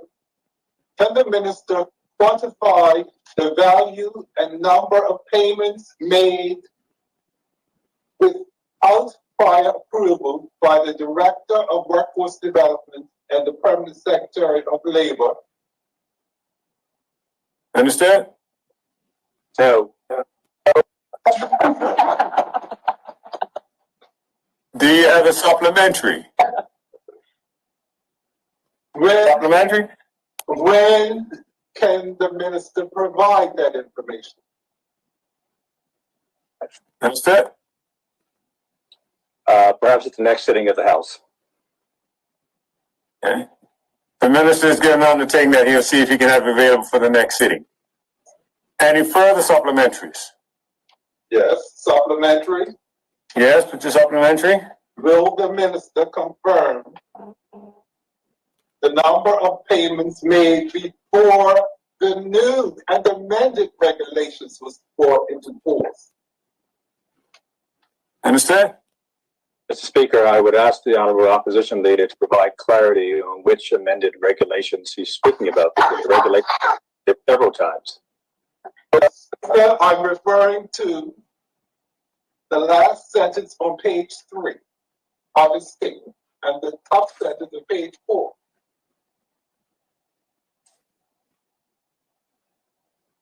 Speaker, there were two ostensible rounds of unemployment benefits. The first round started with the announcement of the pandemic in early 2020, and then the second round would have started towards the end of last year in December of 2020. So there were close to $55 million, approximately $50 million spent on unemployment benefits last year. And then since that time, we've spent an additional $17 million. Okay. You've used both your supplementaries. Would you like to, does any other member have a supplementary? Yes, Mr. Speaker. Would you like to put your supplementary? Thank you. Honorable Minister, you've mentioned that there are 10,000 people who have received the unemployment benefit and that there have been mistaken overpayments. Are you able to give percentages in terms of those 10,000 people or gross figures as to how many people were overpaid by one or other of the errors identified in your statement? Approximately 2,500 people received benefits in excess of the amounts that they were eligible for. That amount approximated about $3.5 million, or about $1,400 per person. To date, can you please mute your mic? Yeah, I think the opposition leader, your conversation is bleeding in. Thank you, Honorable Minister. I can hear you if you can continue. Thank you. To date, 300 people have provided a refunded the government approximately $500,000. So the amount that is outstanding with respect to the overall program is about 5%. And supplementary? Yes. Minister of Finance, I'll defer to your maths, but does that mean about $3 million is outstanding and uncollected, roughly? Yes, 3.5 million less than $500,000 is 3 million. Grateful. Thank you. Any further supplementaries? Yes, Mr. Speaker, I have a supplementary. So, of that, how much of that has been recovered so far? Speaker, I just answered. Sorry. Speaker, I just answered that question. I think you said $1 million, was it? No, 500,000. 500,000. Thank you. Okay. No further supplementaries on that? Opposition leader, would you like to put your second question? Thank you. The minister indicated that there were new processes implemented and developed to ensure that there were checks and balances to ensure the effective audit trail. Can the minister provide confirmation that the Auditor General or his auditor was involved in this process and that they signed off on the new process? Minister? We proactively, at some point in the middle of 2020, engaged PwC to do an audit of our processes and the controls in place. We later in the second phase of the project, of the program, decided to change the way in which people verified their status as being employed or remaining unemployed. In the earlier phase of the program, there was an honors system that required people to notify us once they had returned back to work, which is largely the reason why overpayments were made, because and people confirming that they had returned back to work. Under the new revised program, applicants were required to advise the government every week before a payment cycle was made that they remained unemployed. People did not confirm that they remained unemployed. They did not receive a payment. And payments were also made in arrears in the second phase of the project, as opposed to being made in advance. Supplementary? Supplementary, Mr. Speaker. What's your supplementary? The Honorable Minister mentioned an outside entity doing an audit. What was the cost of that audit? It might have been $20,000, if that much. Thank you, Mr. Speaker. Any further supplementaries? I have a supplemental, Mr. Speaker. Continue. The minister indicated that in the first paragraph of his sentence, of his presentation, that there was a legislative mechanism to offset funds earned arising from benefits payments against future payments. Is there a mechanism in place whereby the individual involved has to approve or sign off on this process? That's it. Not that I'm aware of, Mr. Speaker. Thank you. Another supplementary? So individuals can have the offset without providing approval, is what the minister is saying.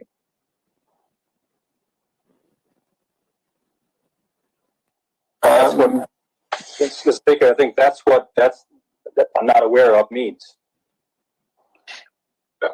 What we have done, Mr. Speaker, in the cases where we have already collected funds, where we don't have the ability currently to offset, is we have been in touch with the affected individuals, and in some instances with their employers, because their employers have helped to facilitate the collection of the data required to provide the individuals with the benefit. And we've worked with people who have voluntarily refunded the government the amounts for which they were overpaid. What we don't want to do is get into the business of going to court around recovering these amounts of money, because in the first instance, the cost of the court process is an additional burden for the individual as well as the government. And we have had, up until now, very good reactions, receptivity from the individuals who, in most instances, acknowledged that they were overpaid and that they made a mistake in terms of not getting back to us in the appropriate amount of time. I don't foresee this being particularly challenging, although I think that for the sake of good order, we should have the tools available to us in as much as people are entitled to future benefits and have not repaid amounts that they were paid in error. Supplementary. Supplementary, MP Berman? Thank you, Mr. Speaker. Honorable Minister of Finance, in terms of the term benefits that the repayments are going to be sought from individuals, which benefits will they be clawed back from? Are there just future unemployment benefits, or would they be clawed back from any government benefits? The unemployment benefit, we're not contemplating affecting other benefits that persons may receive. Second supplemental, Mr. Speaker. Go ahead. Thank you. Honorable Minister, in terms of the clawback, if I can use that expression, will the government apply means testing to that recovery of monies? Mr. Speaker, as I mentioned before, we endeavor to work with people to recover the funds that were overpaid. It is not intended to be a confrontational exercise. The team that we have in place that has worked on this project for the better part of the last 14 to 15, relatively small team, 4 to 5 people. I think by any objective measure, when asked by the public to assess these folks, they would report that these folks have been very responsive and open to working with people in terms of their circumstances, in terms of getting them their pay. So I don't foresee any change in posture of the team that has worked so hard over the course of the last year and a bit to try to ensure that people in their times of need were provided with the support that the government was providing. Similarly, in working to recover those amounts that have been past due, and on average, it's about $1,400 per person, so about 3 weeks of unemployment benefit. I'm endeavoring to ensure the team has the same posture. Thank you, Minister. Any further supplementary? Supplementary, Mr. Speaker, yes. What's the supplementary? Mr. Speaker, in regards to the recovery, what parameters has the government provided those who are faced with the task of reaching out and trying to recover the money? What parameters have they provided them? For example, if somebody is unemployed, and we know the unemployment rate is quite high at the present time, if somebody's unemployed, how much grace are they given before they even have to consider any repayment? Minister? The discretion with respect to kind of grace is mine, and at this point, the team has not been very active on terms of the remaining cases that are outstanding. I think we have suspended the calls on this effort in trying to focus on getting the second phase of the program kind of completed as we've worked to get the island back up and running. My sense is that there is an extensive database. The team will report into the ministry how they're progressing. In as much as there are difficult hardship cases, they will seek our approval to provide some degree of latitude to folks. But in the grand scheme of things, I would say the program has been tremendously successful in that we've gotten most people their money, and we've had a 5% error rate, if you can call it that. And so we will just work with people to get the money back. Second supplementary? Our final supplementary, Mr. Speaker. In regards to this process, am I correct, Minister, in assuming that every benefit payment will have to be reviewed to make sure was done in the proper way, or if not, ratified in the proper way? No, that's not the case.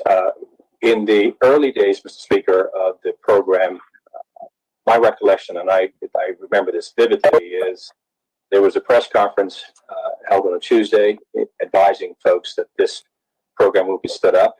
And my team and I were responsible for getting people paid by Friday, so in 3 days. As you can imagine, getting over 3,000 people paid in 3 days and getting a program stood up required a lot of work. As a result, and I think I've said this in the House, my other public statements, as the Minister of Finance, I am responsible for financial instructions, and I have the authority to vary them as I deem appropriate. And so the financial instructions does allow me some degree of flexibility to break the rules or change the rules. And so we, in the spirit of efficiency, instead of having people follow the rules around providing all of their data, we allowed employers to assist us in making submissions on behalf of their employees. And then we went back to kind of validate that information. And so there were a number of controls in place.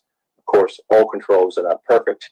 And I think as the time went on, we were able to tighten up the program as to kind of where we are now, where we pay in arrears and folks are required to confirm their status before a payment is made to them. We also have more robust documentation. Thank you, Minister. Does anyone else have a supplementary? There's none? Officers Leader, do you have a third question? No, I'm done, thank you. Okay.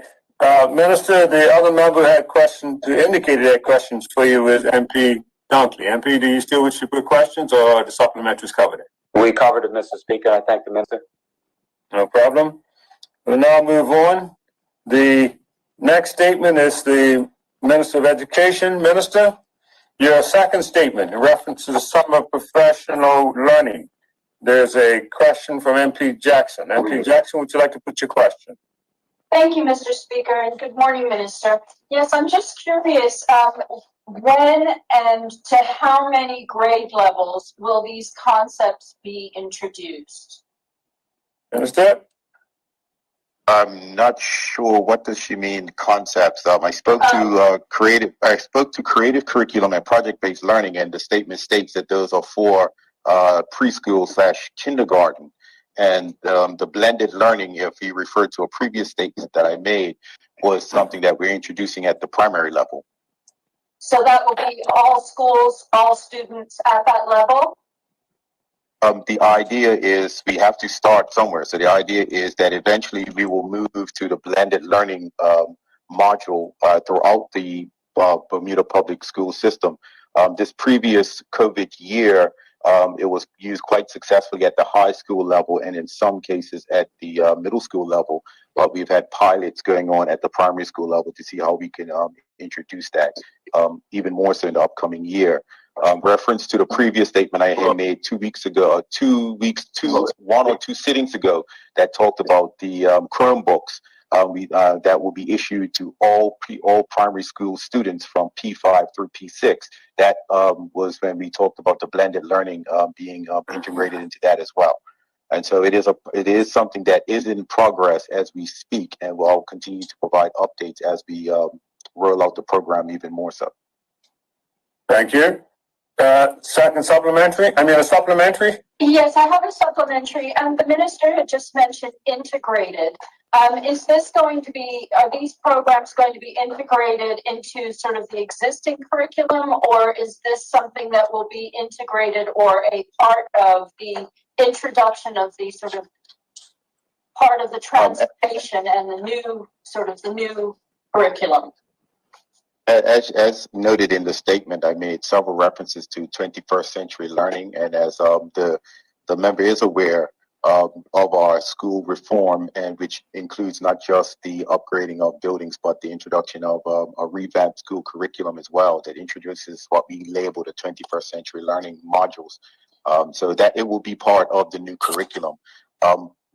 The thing that has happened with us is COVID has caused us to accelerate some of these things much faster than what the original planning was. And so some things are just out of sync from where they would have naturally been, including the remote learning and integrated learning. So as we move forward, again, I said I'll provide updates on a regular basis on where we are with that and how it is benefiting our students within our system. Thank you. Further supplementary? No, thank you, Mr. Speaker. I'm done. Do you have a second question? No, second question. Okay, thank you. Thank you, MP Jackson. Appreciate you. Good. Okay, we'll now move on. I see that the Premier is back at his desk. We can go back to the question for the Premier. Premier, MP Dunkley has a question for you on your statement this morning. Would you like to put your question, MP? Yes, Mr. Speaker, but if the opposition leader has a question, I defer to him first. Yeah, I had one. No, he didn't. It was just you. No, I had one too, Mr. Speaker. Oh. It's all right. Right at the top, the very first. Yes, it is noted there. Yes, okay.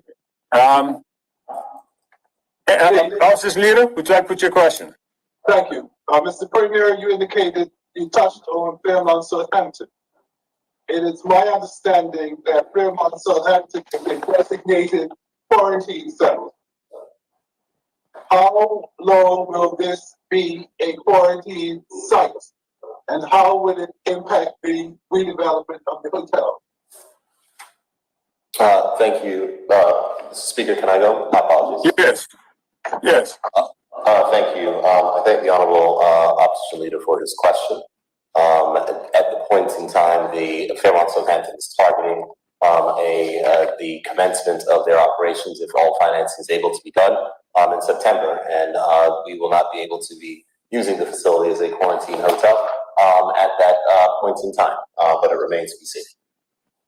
Supplementary?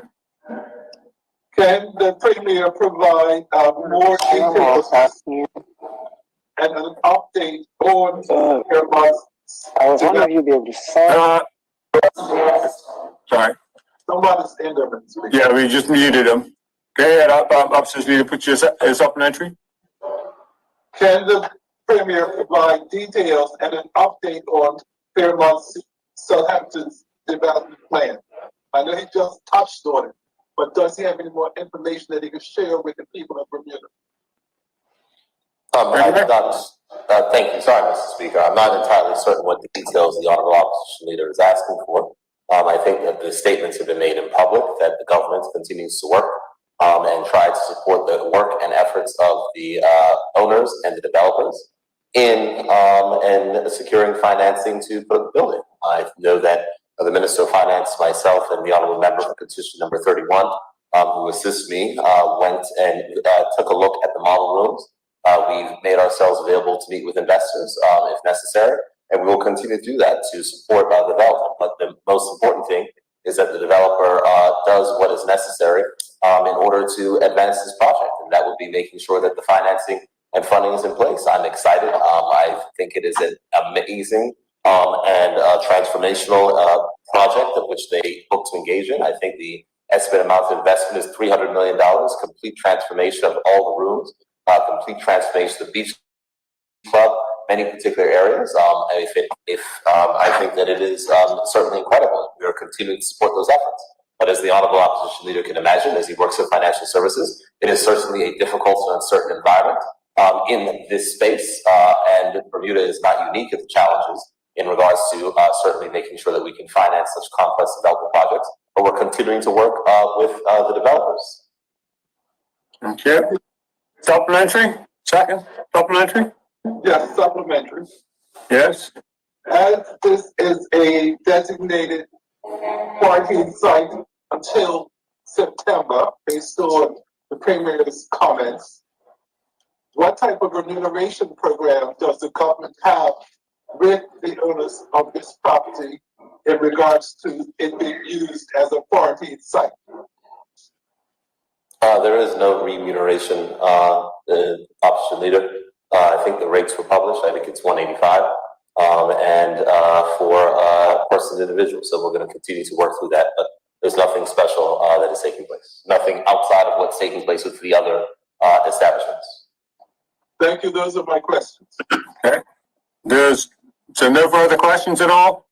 Not for me. Okay. MP Dunkley? Thank you, Mr. What's your Speaker. question?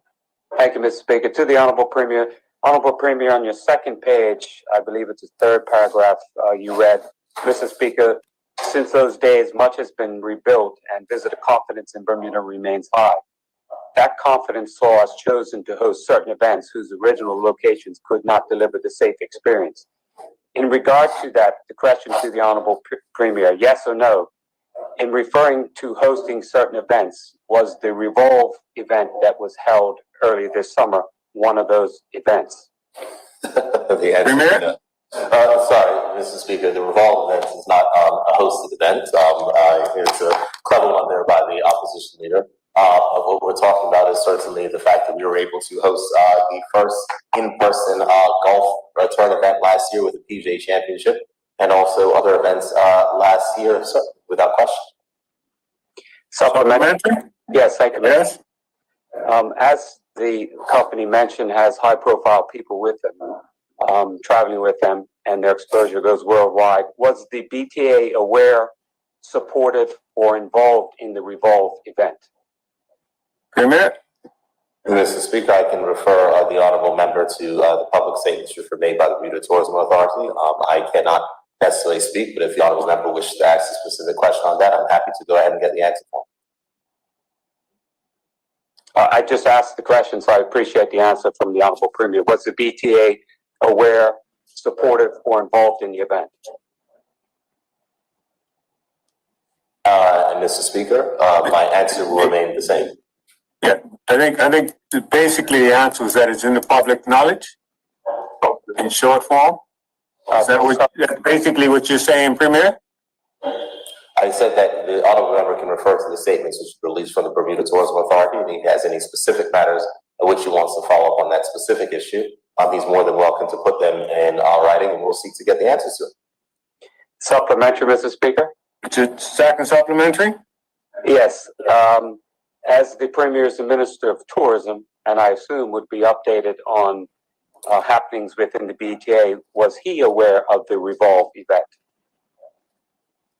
Was I aware that Revolve was coming to Bermuda? Absolutely. You have two subs on that question. Do you have a second question? A second question, Mr. Speaker. Yes. If the Premier was aware that Revolve was coming to Bermuda, why weren't precautions put in place so they followed every COVID restriction? Premier? Mr. Speaker, I think that you would be making an assumption that is not correct to say that why precautions were not put in place, because the legal precautions and things were issued by the Ministry of National Security. The Minister would be aware, the Honorable Member would be aware, that there is certainly an investigation that is taking place, and the Minister of National Security went on record in speaking about the challenges of which were there. So I recognize the Honorable Member is trying to make political mischief, but I will say two things. Number one, Mr. Speaker, this of course has nothing to do with the statement. The first question that the Honorable Member asked was, were one of these events were the ones that we're speaking about? We said no, and he's continued on this line of questioning when we're trying to talk about who would be on the pandemic. But at the same point in time, Mr. Speaker, I will entertain him because I guess that's the line the opposition would like to be on. Just for clarity, it's not necessarily political mischief. It's just asking a question, and everybody's entitled to ask a question. So, Mr. Speaker, you gave him his answer, and you put it in context, and we'd accept that. But it's thank you. That standing order require that statements be related to, or questions related to the statement. And there is nothing in this statement in regards to anything in which he's speaking about. But I will go ahead. Thank you, Mr. Speaker. I appreciate that. I understand it's a touchy subject, but this is question period, Mr. Speaker. Thank you. That ends my questions on this. Thank you. What's that? MP Sworn, I keep muting you and you keep turning your mic back on. Do you want to put a question? Perhaps he wants to put in a question. MP Sworn? Okay, I'm muting you. Please keep your mic off. Supplementary, Mr. Speaker. Supplementary, MP Pearman? Yes, the Honorable Premier told the Honorable House that he was aware of the Revolve event. Could the Honorable Premier also tell this Honorable House approximately when he became aware of the Revolve event? More specifically, was it on the day itself when he posted his tweet, or was he involved before that? Premier? Mr. Speaker, this is not the first time that Revolve has been to Bermuda, sponsored by the Bermuda Tourism Authority. Revolve has been to Bermuda, and when the Honorable Member is saying the Revolve event, there was a series of events which were held by Revolve, which were held on island. And I was aware that Revolve was coming on island and was hosting a series of events. As the specifics of them, no. The statements that have been made in the public domain are the statements of which stand. Mr. Speaker, what I would say is, it is very interesting that the Honorable Members of the Opposition at no point in time have asked anything regarding the content of this statement or how we are moving forward with tourism. So I guess that understands where the interests of the opposition lie. Supplementary? Yes, second supplementary. Thank you, Mr. Speaker. I don't believe the Honorable Premier answered the question posed, although he tapped around it very well. Honorable Premier, would you like to answer the question as to when you became involved and aware? Mr. Speaker, I do not know when I became involved or aware. What I can say is that there was certainly, as the Minister responsible for tourism, I knew that Revolve was coming to Bermuda. They are a high-profile group. I think what the Honorable Member is trying to do is to get something on the record, to say something about the Premier knew that there was some votes or things, all the rest. The answer to the question is no. So we can rewind and state again. Number one, Mr. Speaker, we know that Revolve was coming to Bermuda. Yes, that is a fact. That is there. I was aware that they were coming. I was aware that they were holding events. They were, I don't even know how many days they were here for. 4, 5, 6. I was aware. Supplementary, Mr. Speaker. You had your two supplementaries. Thank you, Mr. Speaker. Okay. Are there any other members of the supplementary? There are none. Thank you, Premier, for responding. We'll now go back to other statements that have questions this morning. And it takes us to the Minister of Labor. Minister of Labor, you have a statement this morning on your, you have a question this morning on your statement. It's from MP Pearman. MP Pearman, would you like to put your question? Thank you, Mr. Speaker. Thank you, Honorable Minister. Honorable Minister, in your statement today on page 5, you said that the Ministry of Labor will continue its work to use immigration as a lever to support the local economy. Lest it be said that the opposition is always here to create political mischief, may I just commend that statement, which I support the philosophy. You identified 4 priorities. Are those in a particular order in terms of importance, or are they 4 priorities of equal importance? Thank you, Mr. Speaker. Mr. Speaker, thank the opposition for their support, and there are 4 priorities of equal importance. Okay. Supplementary? No supplementary from me. Thank you, Mr. Speaker. Thank you, Minister. Okay, no supplementary for anyone? Thank you. We'll now move on to the last statement this morning, which was given by the Minister of Works. Minister of Works, you have a question this morning from the opposition leader. Opposition leader, would you like to put your question to the minister? Thank you. Can the minister provide the total revenue earned by the government at those water trucking stations across the island annually? Minister? Mr. Speaker, I don't have that information before me, but I'm sure it's readily available and I will get it. Okay. Remember, the minister's made an obligation to get an indication he can get it for you. Okay, supplemental. Supplemental, yes. How much does the government charge for each load of water that a trucker takes from our stations? Was that? I don't know if that was in the statement. No, I see the court of each available for a reason.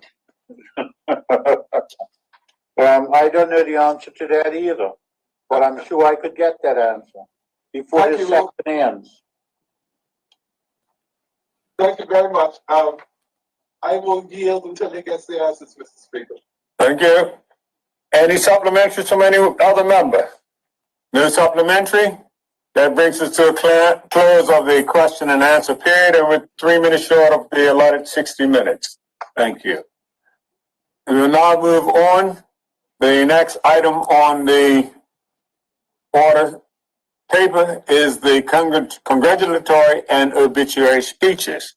Would any member like to make a contribution at this time? Yes, Mr. Speaker. That sounds like MP Fogo. Yes, it is, Mr. Speaker. MP Fogo, you have your 3 minutes.